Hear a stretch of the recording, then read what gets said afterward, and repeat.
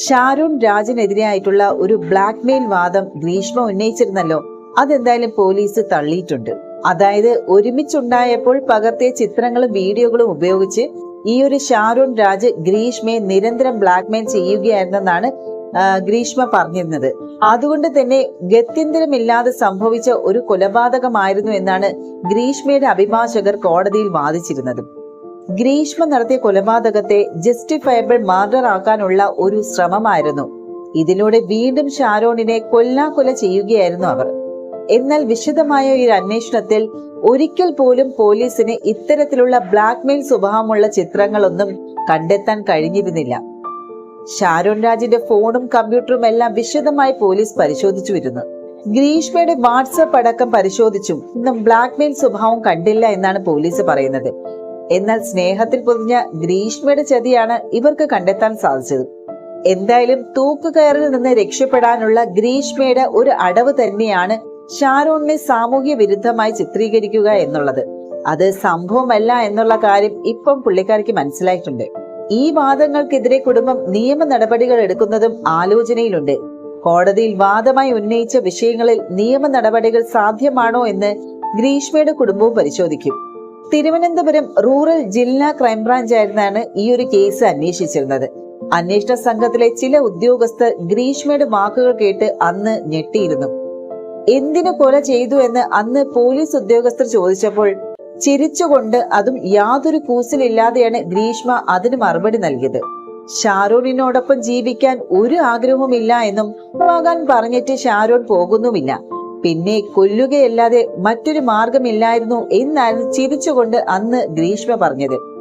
ഇത്രയും വിദ്യാഭ്യാസമുള്ള ഈ ഒരു ഗ്രീഷ്മയ്ക്ക് ശിക്ഷ കിട്ടുമോ എന്ന് അറിയാമായിരുന്നു എന്നുള്ള ചോദ്യത്തിന് ഗ്രീഷ്മ പറഞ്ഞ മറുപടിയായിരുന്നു, ശിക്ഷ കിട്ടുമെന്ന് അറിയാം, കൂടെ പോയാൽ ജീവപര്യന്തം, അതായത് 14 വർഷം. അപ്പോൾ 38 വയസ്സാകുമ്പോഴൊക്കെ ജയിലിൽ നിന്ന് ഇറങ്ങും, ഞാൻ അത് കഴിഞ്ഞ് ജീവിച്ചോളാം. ഇതായിരുന്നു അന്ന് ഗ്രീഷ്മ പറഞ്ഞിരുന്ന മറുപടി. എന്തായാലും ഈ ഒരു മറുപടി ഇപ്പോൾ വീണ്ടും പഴയ വാക്കുകൾ വീണ്ടും ചർച്ചയാവുകയാണ്. ഇതിനൊത്ത വാദങ്ങളാണ് കഴിഞ്ഞ ദിവസം കോടതിയിൽ നടന്നത്. കോടതിക്ക് കത്ത് കൈമാറിയതടക്കം വ്യക്തമായ പദ്ധതിയുടെ ഭാഗമാണ്. അവസാനവട്ട വാദപ്രതിവാദങ്ങളിൽ ചൂടുപിടിച്ച കോടതി മുറിയിൽ തന്റെ ബിരുദ സർട്ടിഫിക്കറ്റുമായി എത്തി ശിക്ഷ ഇളവ് തേടി ഗ്രീഷ്മ എല്ലാ അർത്ഥത്തിലും ജീവപര്യന്തം ശിക്ഷ മാത്രമാണ് പ്രതീക്ഷിക്കുന്നതെന്നുള്ള വ്യക്തം. വധശിക്ഷയോ ഇരട്ട ജീവപര്യന്തമോ കിട്ടാത്ത വണ്ണമുള്ള വാദങ്ങളാണ് പ്രതിഭാഗം ഉയർത്തുന്നത്. പ്രായം കണക്കിലെടുക്കുമ്പോൾ ഗ്രീഷ്മയ്ക്ക് വധശിക്ഷ കിട്ടുമെന്ന് ആരും കരുതുന്നില്ല. അപൂർവങ്ങളിൽ അപൂർവമെന്ന് പ്രോസിക്യൂഷൻ വാദങ്ങളിൽ കോടതി എടുക്കുന്ന നിലപാടാകും നിർണായകം. തിങ്കളാഴ്ചയാണ് ഈ ഒരു ശിക്ഷാവിധി കോടതി പറയുക. 24 വയസ്സ് മാത്രമാണ് പ്രായമെന്നും MA ഇംഗ്ലീഷ് സാഹിത്യത്തിൽ ഡിസ്റ്റിങ്ഷൻ നേടിയ തനിക്ക് തുടർന്ന് പഠിക്കണമെന്നാണ് ഗ്രീഷ്മ ജഡ്ജിയോട് നേരിട്ട് അഭ്യർത്ഥിച്ചത്. ഷാരോൺ വധക്കേസ് വിചാരണ നടക്കുന്ന നെയ്യാറ്റിങ്കര അഡീഷണൽ സെഷൻസ് കോടതിയാണ് ഈ ഒരു നാടകീയ രംഗങ്ങൾക്ക് വേദിയായത്. വാദങ്ങളെല്ലാം കേട്ട് additional sessions judge MA Basheer വിധി പറയുന്നത് എന്തായാലും തിങ്കളാഴ്ചത്തേക്ക് മാറ്റി. പ്രതിക്ക് എന്തെങ്കിലും പറയാനുണ്ടോ എന്നുള്ള കോടതി ആരാഞ്ഞപ്പോഴാണ് ഗ്രീഷ്മ തന്റെ സർട്ടിഫിക്കറ്റുകളും മാർക്ക് ലിസ്റ്റും ഹാജരാക്കി ഇളവിന് അപേക്ഷിച്ചത്. മാതാപിതാക്കളുടെ ഏക മകളാണ്, തുടർന്ന് പഠിക്കണം, തനിക്ക് ക്രിമിനൽ പശ്ചാത്തലമൊന്നുമില്ല, അതുകൊണ്ട് നിയമം അനുശാസിക്കുന്നതിൽ ഏറ്റവും കുറഞ്ഞ ശിക്ഷയെ തനിക്ക് നൽകാവൂ എന്ന് ഗ്രീഷ്മ അഭ്യർത്ഥിച്ചു. ഇത്തരമൊരു അഭ്യർത്ഥനയ്ക്ക് പിന്നാലെയാണ് ഷാരോണിനെ കുറ്റപ്പെടുത്തുന്ന പ്രതിഭാഗ വാദം കോടതി മുറിയിൽ കേട്ടത്. എന്നാൽ ബ്ലാക്ക് മെയിൽ സ്വഭാവമുള്ള ചിത്രമോ വീഡിയോ ഒന്നും അവർക്ക് ഹാജരാക്കാൻ കഴിഞ്ഞതുമില്ല. അങ്ങനെ ഒരു വിഷയമുണ്ടെങ്കിൽ തെളിവ് വേണ്ടേ എന്നൊരു ചോദ്യമാണ് ഷാരോണിനെ സ്നേഹിക്കുന്നവരും ഉയർത്തുന്നത്. ഒരുമിച്ചുണ്ടായപ്പോൾ പകർത്തിയ ചിത്രങ്ങളും വീഡിയോകളും ഉപയോഗിച്ച് ഷാരോൺ രാജ് ഗ്രീഷ്മയെ നിരന്തരം ബ്ലാക്ക്മെയിൽ ചെയ്യുകയായിരുന്നു എന്നും ഗത്യന്തരമില്ലാതെ സംഭവിച്ച കൊലപാതകമായിരുന്നു എന്നാണ് പ്രതിഭാഗം വക്കീൽ വാദിച്ചത്. പല ഡിവൈസുകളിലായി ഇത്തരം ചിത്രങ്ങൾ സൂക്ഷിച്ചു വെച്ചിരുന്ന ഷാരോൺ ഗ്രീഷ്മയുടെ ജീവിതയാകെ ബാധിക്കും വിധം ബ്ലാക്ക്മെയിൽ ചെയ്യുകയായിരുന്നു എന്നാണ്. അതുകൊണ്ട് തന്നെ ഗത്യന്തരമില്ലാതെ ആത്മഹത്യ ചെയ്യാനാണ് ഗ്രീഷ്മ ആദ്യം തീരുമാനിച്ചത്.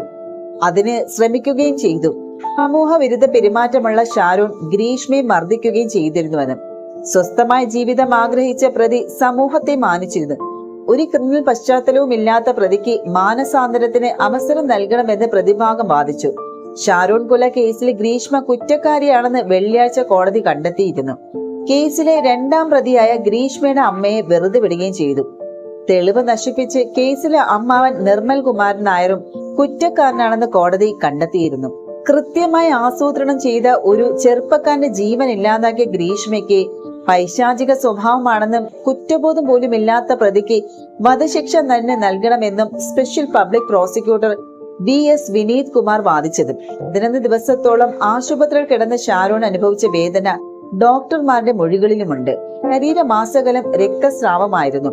സമൂഹത്തിന് സന്ദേശം നൽകുന്ന വിധിയുണ്ടാകണമെന്നാണ് പ്രോസിക്യൂഷന്റെ ആവശ്യം.